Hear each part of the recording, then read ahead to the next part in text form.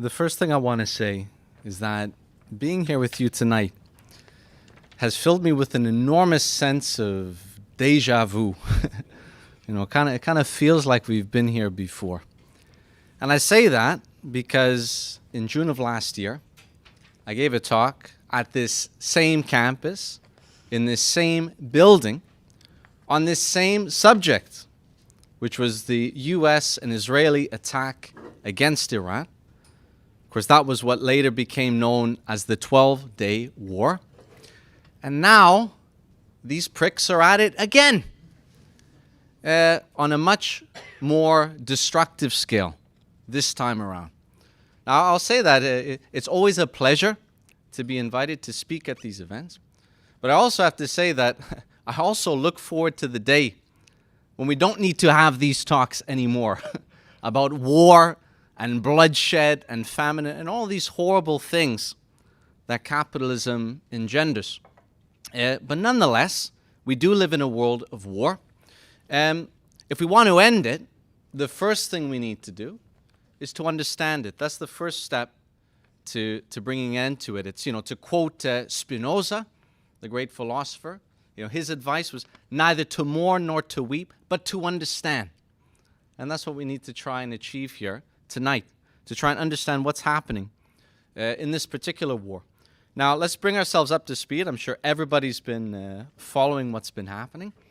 Last Saturday, not even a week ago, the US and Israel launched an unprovoked act of aggression, an unprovoked attack against Iran. So far right now, there's over 1,300 people who are dead in Iran. A significant number of those are civilians. In fact, one of the first places they struck, you would have seen this, was a girls' school. It was a girls' school in the south of Iran, in Minab, which is near the Strait of Hormuz. They killed over 160 young girls. And by the way, it came out the other day, the New York Times reported on this, that it's almost certain now that it was the United States that carried out that strike against that girls' school. Now, it was probably done by mistake, but it shows you, this is the so-called, professional army, the precision of the American army, and they start their war by slaughtering 160 or more girls. So this is what's happening inside of Iran. Iran has now, has long since retaliated. They've struck a number of targets all throughout the Middle East. It's now estimated that about 14 countries in the Middle East are now involved in this war. The Europeans have sent naval warships into the Mediterranean, including, by the way, Spain, which is a government which has tried to posture itself as an anti-war, anti-US government. But they've also sent a warship into the Mediterranean, of course, for self-defense. It's always for self-defense. But they've sent it in. Israel has invaded Lebanon, although it's a bit of a misnomer because, to be honest, Israel never really left Lebanon. But they had a presence ever since the ceasefire that was signed. I think that was late last year. But they've invaded again. The other day, they have issued an evacuation notice for the suburb in Beirut of Dahia. I think I'm pronouncing that correctly. If not, Adam will correct me. He's shaking his head. I'm not pronouncing that correctly. But this is a major suburb in Beirut. Hundreds of thousands of people have lived. And you've seen the scenes. Mass evacuation. And it looks like Dahia is about to be carpet bombed by the Israelis. This is all in the last 6 days. Lenin has a famous expression, we use it all the time, when he said, there's decades where it feels like weeks happen, but then there are weeks where it seems like decades happen. And I think we're living through just such one of those weeks right now in the Middle East. There's been comparisons. A lot of people have compared what's happening now to the war in Afghanistan, in the war in Iraq. There's certain parallels. But I would say that what we're looking at here is much bigger in scale than any of these conflicts that we've seen in the past. What we're looking at here is a regional war in the Middle East, which you haven't seen literally for generations, which threatens to pull in countries all around the world, which threatens to send the Middle East, and in particular Iran, into barbarism, because that's what they're preparing for the Middle East. Barbarism, in which hundreds of thousands of people will die, which will have an effect on the world economy, which is already having an effect on pushing up inflation, which, they were all celebrating that they defeated inflation. This is going to have the effect of massively increasing inflation. This is going to affect millions of people in the most devastating way possible. And we're just at the beginning of this process. So this is a catastrophe, what's happening right now in the Middle East. And then you have idiots like Reza Pahlavi, who's the son of the former Shah of Iran, who comes out saying, what a good job that Trump has done. What a good job that Israel has done. Celebrating these things. Celebrate the destruction of his country and the throwing of the Middle East into a state of barbarism. Well, and by the way, he's never going to become the leader of Iran again. Even Trump doesn't want to install him as the leader of Iran. So he's celebrating like an idiot, and he's not even going to get anything out of it at the end of the day. But this is the situation we have. Now, what's going on? First of all, what are the aims of this war? This is a pertinent question. I actually think it's better to start by framing it in the negative. What are not the aims of this war? Let's start there, because there's been a lot of hooey and a lot of propaganda that's been put out over the last 6 days. What are not the aims of this war? Is it because that Iran represented an imminent threat to the United States? You heard this. This was one of the first things that Trump said, that Iran represents an imminent threat to the United States. Well, I think that could be discarded quite easily, and I'll tell you why. Because the Pentagon itself, the very next day, came out and said there was no such imminent threat to the United States. The Pentagon said that. They admitted it openly. In fact, the Pentagon said, not only that, but that Iran wouldn't even have the capabilities to strike the American mainland until 2035. And even then, it's only if they wanted to develop those capabilities, which there's absolutely no indication that the Iranians want to strike the American mainland. So this is a completely false idea used to justify a criminal war. Was Iran developing a nuclear bomb? This is another question that's come up. But again, there's a big problem with this. And the problem with this is Trump himself. Because in June of last year, when they bombed the Iranian nuclear facilities in Fordo and other places, what did Trump say? He said the Iranian nuclear program has been obliterated. You remember that? He said it was obliterated, never to rise again. And then you have Steve Witkoff just a week ago saying that the Iranians are a week away from developing a bomb. How did that happen? How did that happen? I'll tell you something. It reveals something. Either they were lying back then or they're lying now. But they're certainly lying about the situation. You can believe that. But the fact is, all indications suggest that I've seen that not only were the Iranians not on the cusp of developing a nuclear bomb, but they were actually prepared to make quite significant concessions to the United States. Because you remember, they were negotiating at the time that they attacked. And this is confirmed by a number of sources. This was the statement that was made by Oman, which was the mediator between the United States and Iran during the nuclear negotiations. This is a quote from the Financial Times. Oman's mediators also dispute Trump's claim that Iranian negotiators were refusing to bend what Iran offered last week. Zero stockpiling of low-grade enriched uranium was better than what Barack Obama got in the 2015 nuclear deal from which Trump withdrew. In other words, it seems as though they were prepared to make quite significant concessions to the United States. I would also add that this was corroborated by the statements of Jared Kushner and Steve Witkoff, who are one of the main negotiators on the behalf of the United States, who it's reported made a comment to Trump that the deal that the Iranians were offering was, quote, an Obama plus nuclear deal, which seems to corroborate what the Omanis were saying. So it seems as though they were actually prepared to make quite significant concessions. But yeah, I heard an interesting comment on Al Jazeera the other day, one of the analysts. He said, listen, the problem is not that the negotiations were going poorly. He said, quite the contrary. It's that the negotiations were going too well. That's why they decided to bomb. Because again, this is not about Iran's nuclear program. It's not entirely about Iran's nuclear program. It's about removing Iran as a power in the region, which poses a threat to the hegemonic interests of Israel and other countries like Saudi Arabia. This is really what this is. Also, one other thing I would say about the nuclear weapon question. If the regime did not have a reason to develop a nuclear weapon before, they certainly have a reason to develop a nuclear weapon now. You know, what was the main lesson of Iraq? What was the main lesson from 2003? Maybe if Saddam Hussein had the weapons of mass destruction, they would have left him alone. That's the lesson. You know what? Why aren't they invading North Korea right now? Because North Korea's got nukes. They're not going to touch North Korea. So these are going to be the lessons that a wing of the Iranian regime is going to draw, and in fact has drawn. And again, it's an entirely reasonable conclusion from their perspective. Is this war about democracy? You know, every war is about democracy. Did you know that? Every war is about democracy. This one too, apparently. It's about democracy. I think this can be very easily thrown away. First of all, who's fighting alongside the United States right now? Who's fighting alongside the United States?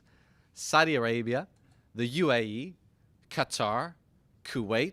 I don't know if you're familiar with any of these countries, but they're not the most democratic places in the world. In fact, most of them, all of them, are monarchies. They're absolute monarchies, which are guilty of all kinds of human rights abuses. You know, Saudi Arabia, I don't know if you remember this, a few years ago, they had a journalist that they didn't like very much. His name was Jamal Khashoggi. I think he was a journalist for the Washington Post. And I'll tell you what they did with him. They lured him into the Saudi embassy in Turkey. Yeah, you know, had a very nice meeting. And they dismembered him with a chainsaw. You remember that? The Saudis did that. They don't talk about that anymore. They don't talk. That was just a few years ago.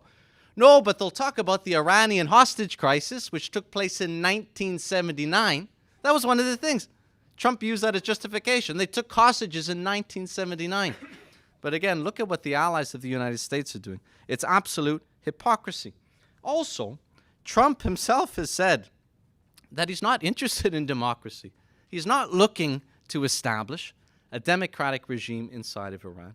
In fact, what his most preferred outcome in Iran is to strike out a deal with a section of the Iranian military, a section of the IRGC. And he said this quite openly, that he wants a situation like they had in Venezuela. And actually, yeah, I came across a quote. This is from today, actually, which was, this was in the New York Times. And it's a quote he gave to CNN. But this is what Trump said. He's talking about how the operation is going to be carried out. He said, well, listen, it's going to work very easily. It's going to work like in Venezuela, he told CNN in a brief telephone conversation Friday. He said he was not concerned about whether there was a democratic government elected in Iran, saying he was willing to work with moderate Shia religious leaders. And then he says, I don't mind religious leaders. I deal with a lot of religious leaders. And in fact, he does. And in fact, does he ever? Trump is saying it himself, that they're not interested in democracy here. And by the way, a repeat of Venezuela. What happened in Venezuela? You know, they took out Maduro. Did that lead to Venezuela becoming a rich, prosperous, democratic nation? No. What's the position of Venezuela today? Venezuela today is a semi-colony of the United States, which doesn't even have control over its resources anymore. It's now the United States that controls the sale of oil in Venezuela. So that's what intervention achieved in Venezuela for the Venezuelan people. So what are the aims of this war? That's obviously the question we need to answer. And I would say this is a very difficult question to answer because the stated aims of the war have not only changed day by day or even hour by hour, but literally minute by minute. The aims of the war have changed. I have it here. I won't read it, but there's an article in the New York Times. He did a brief phone interview with the New York Times. And in the course of that, it was just a few minutes, this conversation, Trump gave 3 or 4 different outcomes for what he wanted to happen in Iran. You know, one minute he says the IRGC will lay down its arms. At the next moment he says, no, we'll work with the IRGC. The next moment he says, well, we wanted to work with the IRGC, but we killed all the people that we wanted to work with. You know, we want it like Venezuela. We want it like this. This is in the span of a few minutes. It's clear that they don't have a clear idea. When Trump made his initial statements on the Saturday, his initial statement was that this was about regime change. And he said that openly. He appealed to the Iranian people. He said, this is a generational opportunity. You know, take the power into your hands while the moment is yours. In other words, yeah, regime change. But then the following day, Pete Hegseth had a press conference where he said, no, in fact, this is not about regime change. Although he added, but the regime sure has changed. Well, whatever the fuck that means. I don't know what that means. But essentially contradicting what Trump said the day before. And then I think it was the following day, Marco Rubio was asked by an interviewer, what was the reason for this war? And he said, no, in fact, Israel was going to attack Iran. So we had to attack Iran because Israel was going to attack Iran, and then they were going to maybe attack us, which is a third explanation for why they were going to war. Oh, and by the way, none of the interviewers thought to ask him, could you have maybe not asked Israel to attack Iran if you wanted to avoid a war? But of course, you're not supposed to ask those kinds of questions, obviously. So we've had a number of different justifications over the course of the last 6 days. There's also been no clarity on the timeline of this war. Trump initially said that this would be a clean operation, which would last 3 days.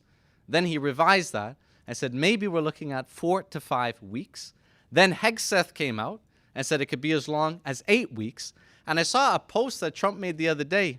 He was saying, and just so you know, we have munitions that can last forever, is what he said. So there's your timeline, anywhere from 3 days to forever. But it's clear that they don't have a clear idea about the outcome of this war. And I would say a big part of this is that they did not expect the kind of response that they got from Iran. And I think you could say that the war at this stage is not going very well for the United States, which is part of the reason for this frenzy and continually shifting the goalpost on what are the aims of the war, how long will the war last, do we need ground troops. I think they were expecting to go in. It would be a quick and clean operation like Venezuela. But Iran is not Venezuela, and I'll explain that a bit further on. I would also say, just to add, that the U.S. public is also not sure what the aim of this war is. There was an interesting poll which was done this is from the Washington Post, and the question they asked is, what do you think is the Trump administration's main goal of U.S. military action in Iran? 14% said to show power, take control. 13% said they're unsure of the goals. 12% said to change the regime in Iran. 12% said to help Iranians. 9% said stopping the nuclear program. 9% said money/oil. This is the most interesting one. 8% said to distract from Epstein and other issues. And then 7% said protecting the U.S. and allies. So a whole series of different beliefs, which again reflects the confusion coming from Trump. However, I would say that there's a few things that we do definitely know that can help to bring some clarity. First of all, Israel has been aggressively lobbying for this war since at least July. In fact, you can go much further. Israel's been arguing for a war against Iran since the 1980s. It's kind of been a pet project, you could say, of Netanyahu for a very, very long time. Netanyahu has visited the White House, I think it's 7 times since Trump was reelected, which is more than double than any other leader in the world. And again, he's been aggressively pushing for a very, very serious war against Iran. Also, and this has been, I think, less reported on in the media, also it was revealed in a number of articles that the Saudi regime was putting pressure on the United States to attack Iran. It's not just Israel, but the Saudis. And this is particularly scandalous because this is not the public position of the Saudi regime, which likes to present itself as more neutral, which has actually normalized diplomatic relations with Iran in the last period. But it turns out that they were, in fact, putting pressure on the United States as well. And why? Why do they want this? Now, they'll say that it's because Iran is a major source of destabilization in the Middle East. And this is a load of hooey. If there's any source of destabilization in the Middle East, it's Saudi Arabia and Israel. And again, you could look at all the examples. Look at what's happened in Gaza. Look at what's happened in Yemen. You could go down the list. It's in fact these two countries which are the major source of destabilization today in the Middle East. What's really happening here is that Iran is a power which is an obstacle to their hegemonic domination over the Middle East, both Israel and Saudi Arabia.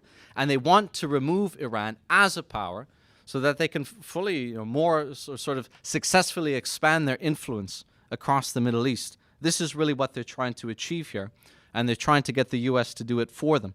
I would say another thing that we know is that Trump, you could say, has become overconfident and even arrogant. I mean, he was always arrogant, but supremely arrogant after the operation in Venezuela, which, like I said, was a relatively simple operation, although even that's not true. But anyway, can't go into that. But I think, yeah, Trump had this idea that we took out Maduro and his wife in Venezuela. We'll do the same thing in Iran. We'll decapitate the regime, get somebody who will work with us, and then we'll make a deal. I think this is genuinely what he believed. But like I said, Iran is not Venezuela. And I'll explain this a bit in a bit. But what I would say is that what Trump wants and what Trump can objectively do are two very, very, very different things.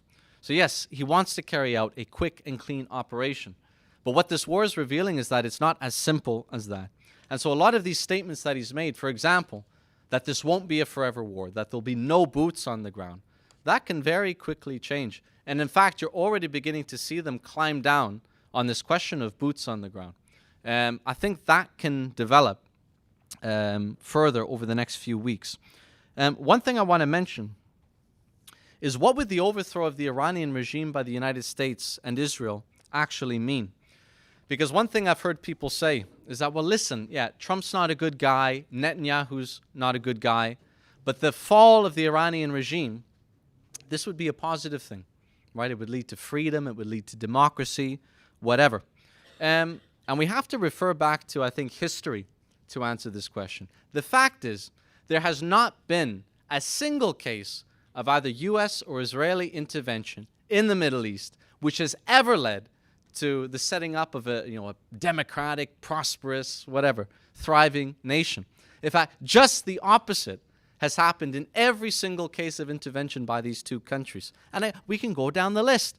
They intervened in Iraq, which led to the collapse of that country and the creation of ISIS. You remember, you didn't have ISIS before 2003, but you had ISIS created after. In Afghanistan, you had the return to power of the Taliban. In Libya, you had the collapse of the Libyan state. You had essentially a return to barbarism in Libya, a civil war which is still going on in that country. Oh, and by the way, I read an interesting poll the other day, just to show you how well things are going in Libya, which was asking people who the most popular figure was inside of Libya. And the most popular figure in Libya by far was the son of Gaddafi, who was a supporter of his father's policy, the dictator that was overthrown. He's the most popular. Well, he just recently died. But he was the most popular figure inside of Libya, which shows you how well things are going in Libya. When people are saying, bring Gaddafi back, bring Gaddafi back. It's the same in Iraq too, by the way. This is what U.S. intervention has brought to the Middle East. It's brought barbarism on every single occasion, and will be the same in Iran. And I would say, yeah, what happened in places like Afghanistan and Iraq and Libya will happen multiplied by 10 inside of Iran. Because Iran is a very, very large country, 90 million people, a very powerful military, with competing military structures. It's not, I think Trump has an overly simplistic view of the Iranian regime. But in fact, it's a very complex tapestry, if you like. You have the IRGC, you have the army, you have the mullahs, you have the judiciary, all of which have competing power structures inside of the country. Iran is also an ethnically diverse country with a large presence of national minority groups in different parts of the country. I think it's something like 40% of Iran's population are national minorities. These are groups like Kurds, Azeris, Balochis, some of which have waged insurgencies against the Iranian government in the past. What you're talking about here is a powder keg waiting to be exploded. Right? If the Iranian regime is overthrown by U.S. intervention, what you're talking about is a descent to barbarism and potentially civil war inside of a country like Iran, which will lead to tens of thousands, if not hundreds of thousands, being slaughtered. And yeah, would not be a very, very pleasant outcome at all.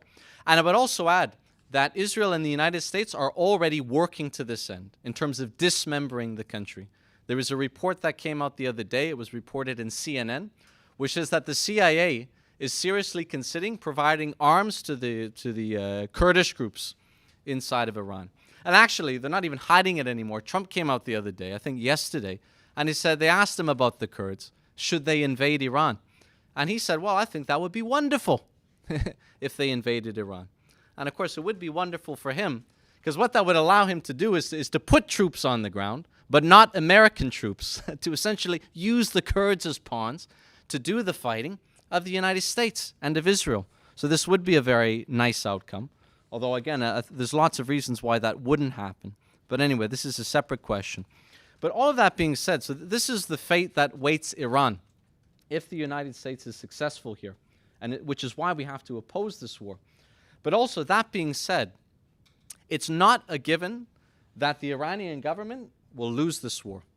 And this comes back to the point that I made earlier. Iran is not Venezuela, not by a long shot.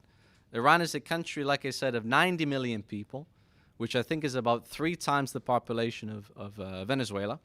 Iran is a nation with a very large and very powerful military, with an incredible inventory of munitions at their disposal. Yeah, they're making a big deal about sinking Iranian warships. The Iranian Navy is not an important piece, you could say, of the Iranian military.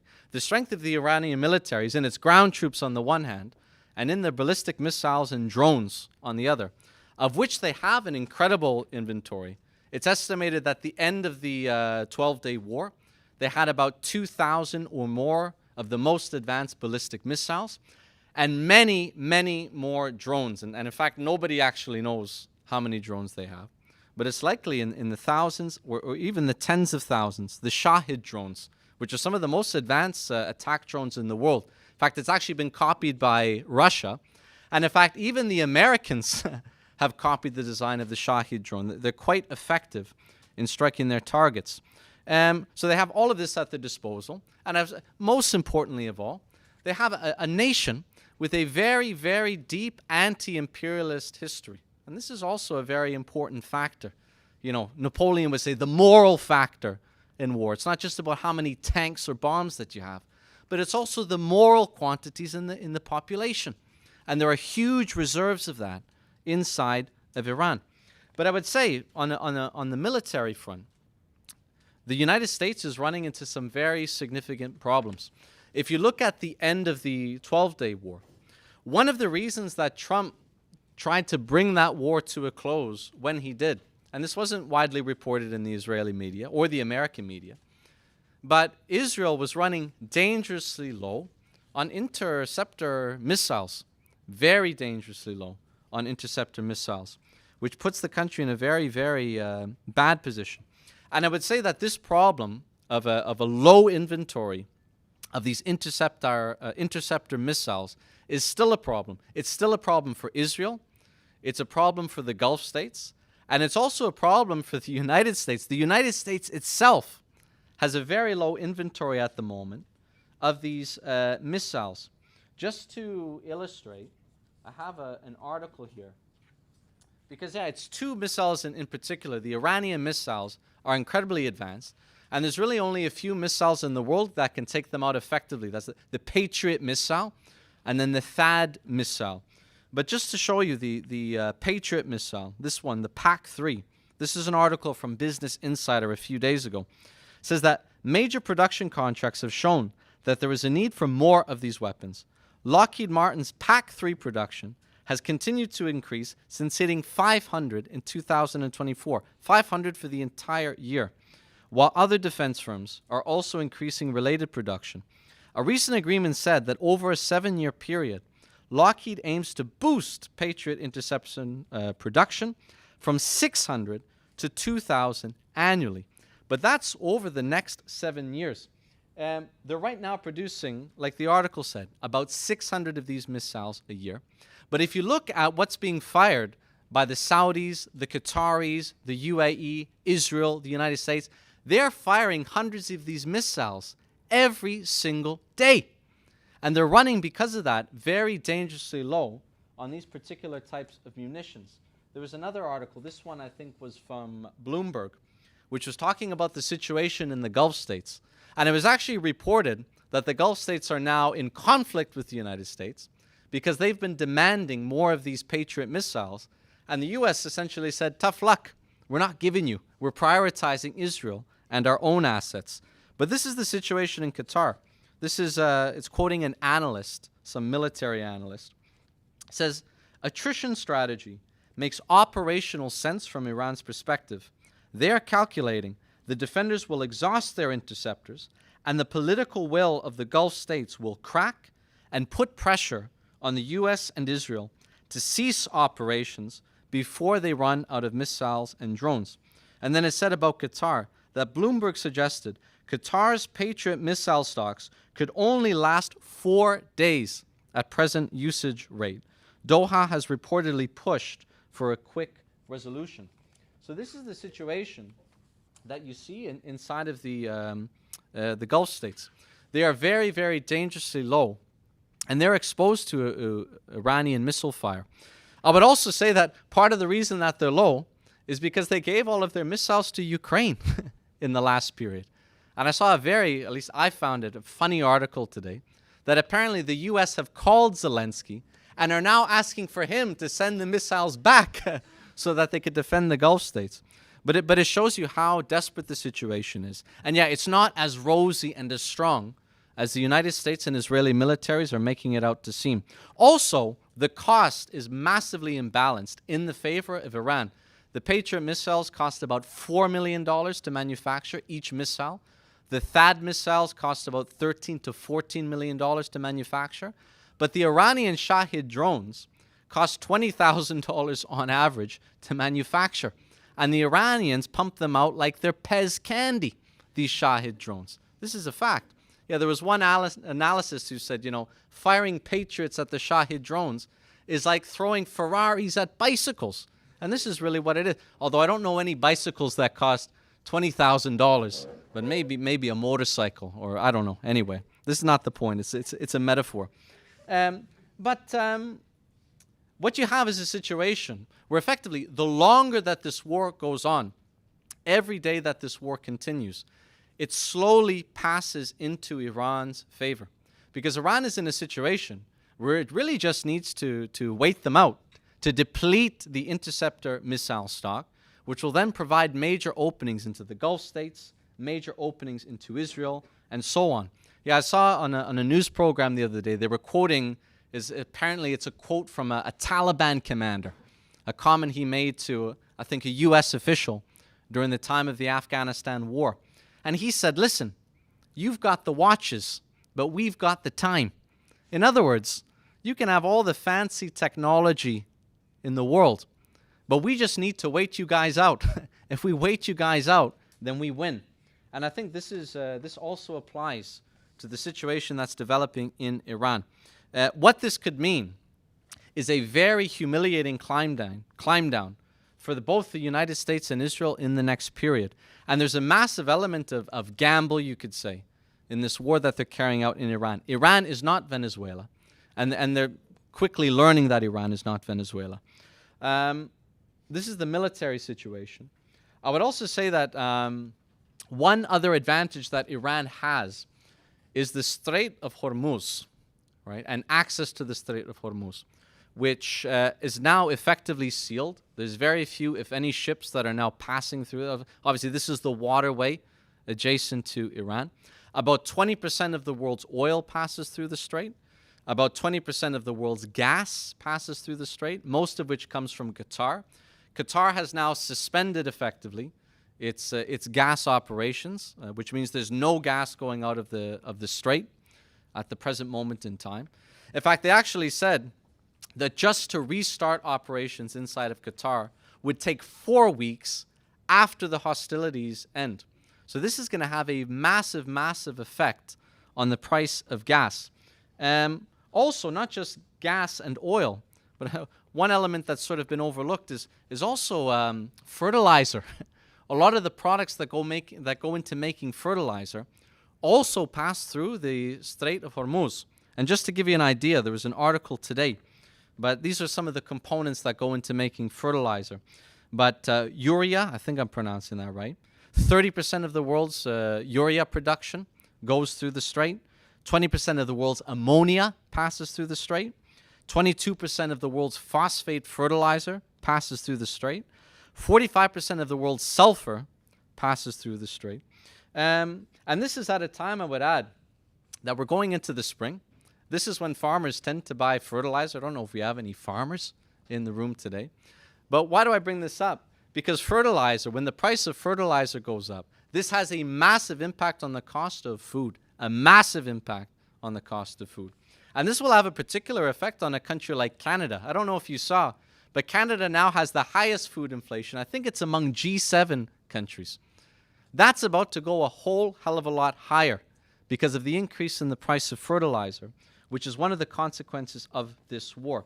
But I would say that Iran is aware of this, and they've been quite strategic in which assets they're targeting, specifically things like gas installations, oil installations, and ports. The reason for that is to put pressure on the world economy, which will embarrass Trump, because one of the things Trump stood on in the campaign was to reduce the cost of, was to reduce inflation, and to also put pressure on the Gulf states, which this has been a massive impact to their business.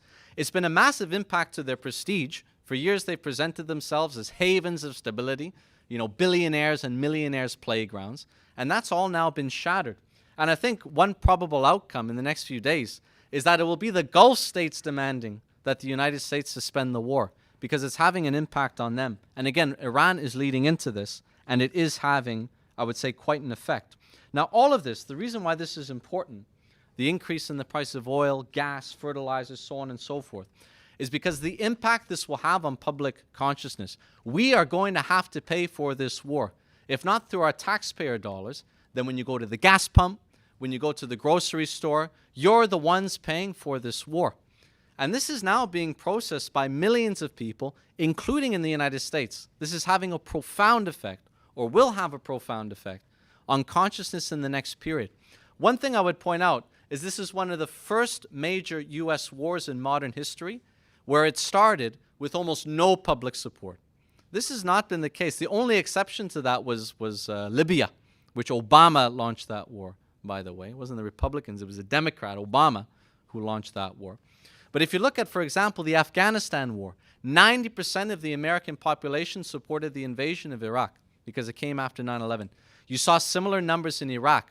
I actually saw numbers in the New York Times today that said even when Ronald Reagan invaded Grenada, little tiny Grenada, which was not posing a threat to anybody in 1983, it had 53% support when Reagan invaded poor Grenada, but it had 53% support.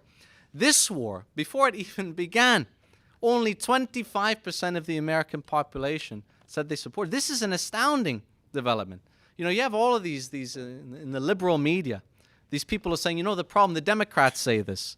The problem is that Trump did not prime the public on this war. He didn't educate the public on this war. He didn't sell them on the war. Otherwise, we wouldn't be having all of these problems. That's what the Democrats are saying right now.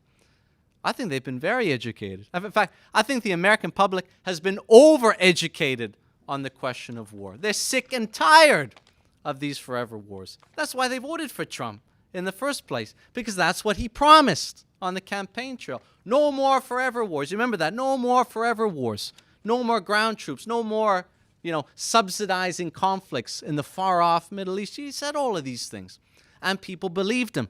He also talked about reducing the cost of gas, reducing the cost of groceries. He's now betrayed his base on both of these questions. He's now ensnaring the United States in what could potentially become the next forever war. It's certainly heading in that direction. And again, we're seeing a massive uptick of inflation already, and we're only 6 days into this conflict.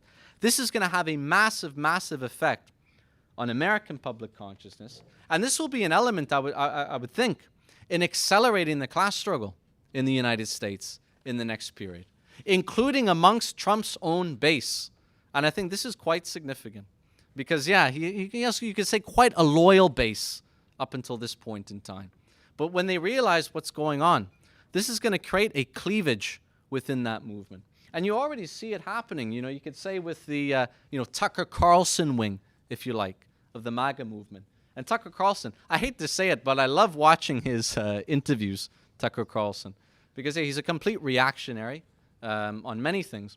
But on the question of foreign policy, he's very good and quite entertaining to watch. But he's become an enormous figure inside of the MAGA movement. He is firmly against the question of war. He's opposed to the war in Iran. And this is going to have an effect on the base in a big way. And you already see it happening. Yeah, I saw one thing. The operation is called Operation Epic Fury. But a lot of people have started calling it Operation Epstein Fury. Did you see that? Including a lot of Republicans who have been saying that. I actually saw one really, it was an unofficial Iranian military account, which they started calling them the American pedophile regime, which I really like that one. But anyway, my point is that this is gaining resonance inside of the MAGA base itself. And this is quite significant. And this is going to have consequences for the class struggle in America. Just to come to a close, and I'll try and finish quickly in the next just 5 minutes, if I can have 5 minutes. But yeah, because there's also this question: where do communists stand on this war? And I think it should be obvious from the last 40 minutes of what I said. But obviously, our view on this war is, I think, quite simple. That this is an unprovoked war of aggression by the U.S. and Israel against a sovereign nation that will bring nothing but misery and devastation to the people of Iran, to the people of the region, and the people of the world in one way or another. You know, they always talk about how Iran is the greatest source of terror in the world, it's the greatest source of instability in the world, when in fact it's precisely the opposite. You want to talk about the greatest source of terror in the world. The U.S. and Israel take the cake by a mile. Look at what's happened. You know, we're not blind. We've seen what's been happening in the last few years. Look at what's happened in Sudan. Look at what's happened in Yemen. Look at what's happened in Gaza. Look at what's happened in Lebanon. It wasn't Iran doing that. It was the U.S. and Israel who were doing, and the Saudis who were doing all of that. So no, it's not true. It's the U.S. and Israel which are the greatest sources of instability and terror in the world. And it's our foremost duty as communists in the West, I would say, to stand squarely against U.S. imperialism and its allies in this war.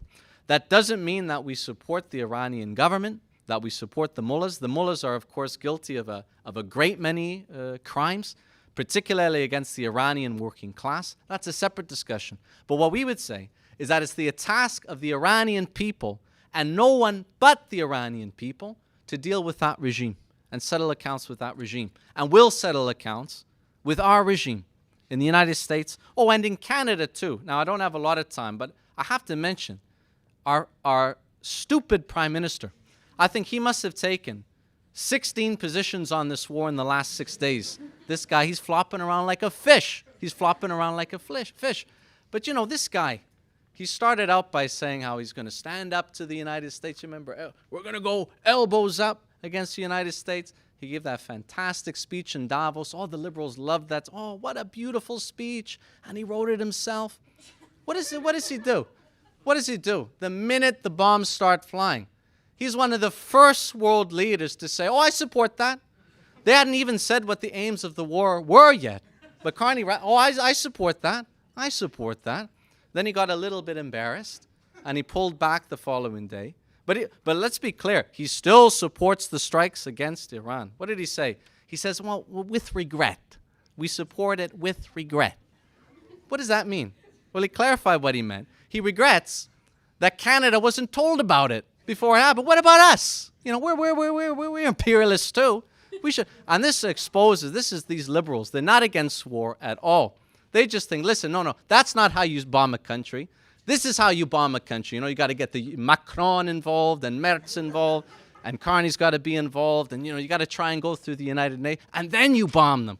That's what these liberals stand for at the end. All of them, not just in Canada, but in the United States too. The Democrats, they're just the same. Which brings me to the final point.